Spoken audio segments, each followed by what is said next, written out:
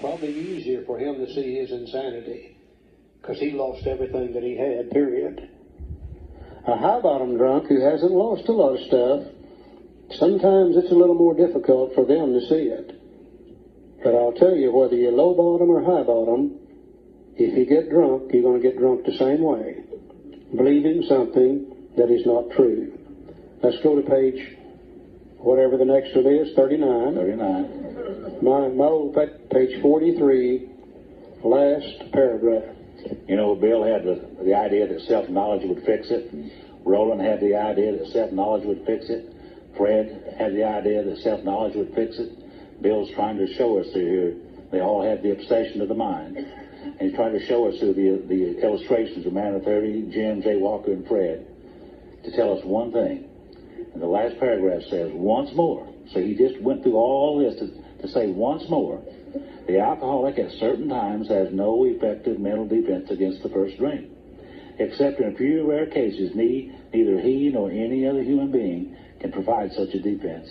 His defense must come from a higher power, and that is the solution. So you can't heal a sick mind with a sick mind. Self-knowledge won't get it. The more we try to think our way out of it, the deeper into it we get. We must come from a higher power. Our defense must come from a higher power. And you notice he didn't say the practicing alcoholic or the drinking alcoholic. He just said the alcoholic. Now, what that means to me today is that I have no effective mental defense against the first when I separated from God. In that Baptist church I grew up in, they gave me the rules. They said, if you do this, this, and this, you'll be okay. If you do that, that, and that, you're going to hell just sure as anything. Now, I didn't have any trouble with their rules at all until I got to be about 12 or 13 years old.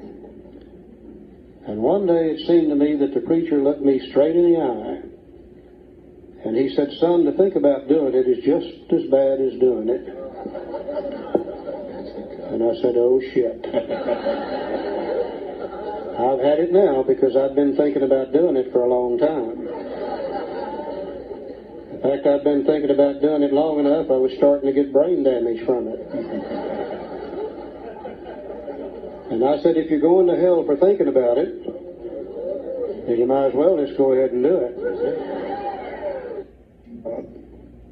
Thank God for chapter 4. Let's look at just a little bit of it just before we go to lunch. You know, Dr. Jung told Roland that ideas, emotions, and attitudes, that's what we're going to be looking at now. Ideas, emotions, and attitudes, which are the guiding force of the lives of these people, are suddenly cast to one side. And certainly the ideas, emotions, and attitudes that I had toward God were that of a 7 or 8 year old boy. I couldn't accept it then. I couldn't accept it later. I couldn't accept it when I got here. And I can't accept it today. Because I need new ideas and emotions and attitudes about this. New information is what I'm trying to say. This chapter, we agnostic. Just the word agnostic means something to me. Gnostic means knowledge. You put the ag in front of it, means without. Those are us who are without knowledge. And that was me. And the knowledge that I did have was not good. And Bill had the same experiences that we did.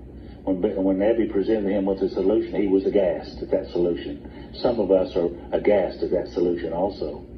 And Bill said that whenever they talked to me of a God personal to me, he said, my mind became irritated and snapped shut against such theories. And certainly that's the way that I did.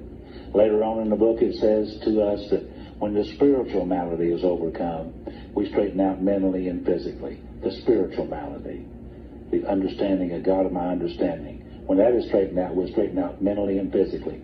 And this chapter here, we agnostics, is an attempt to do that. And as Father Bill Wilson, some of you know Father Bill, said to us many, many times, and I love it. He said that this chapter is not put here to teach me that there's any particular type of religion or type of God. He said this chapter is simply put here so that I might read and question and wonder and get some ideas, emotions, and attitudes, new ones, and open up my mind to a point that God might prove to me there's a God. Now, with that understanding of this chapter, it makes more sense to me and becomes extremely valuable in my life. In the